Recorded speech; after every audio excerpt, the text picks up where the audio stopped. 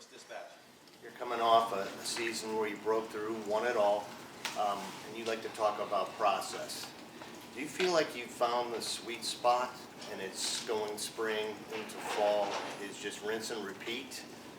Or like how do you navigate this? Just do the same thing we did last year as close to possible? Right. No. It's coming off of last year. My initial first 2 weeks after the season was okay. I wasn't even thinking about anything moving forward. We have to take a step back in spring. We just played 16 games. It's a long year. We have to be really smart.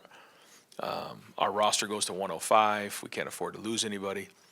Got about a week and a half into spring and realized, the guys who left played a lot of football. The majority of these guys haven't played a lot of football. We need about 5 more weeks of spring football. We do. So we're going to petition the NCAA to see if we can get 5 more weeks, but I don't think they're going to pass that one.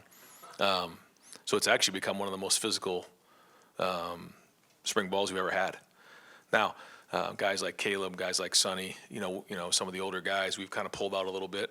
We've played a little bit more with the 2s and the 3s, getting those guys more and more reps because they need to play. They haven't played.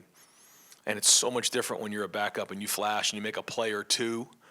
When you're with the 2s, okay, now you're the guy that we're focusing on. You got to sustain that level of play throughout a whole game. And we call it, you got to carry water. You got to be able to do the work. And that's growing up, as we all know. And so, we're looking for a lot of these guys to take the next step with that, to be able to now take more of these reps and be able to handle that for extended periods of time. And so that's where we're growing. But we're young, inexperienced.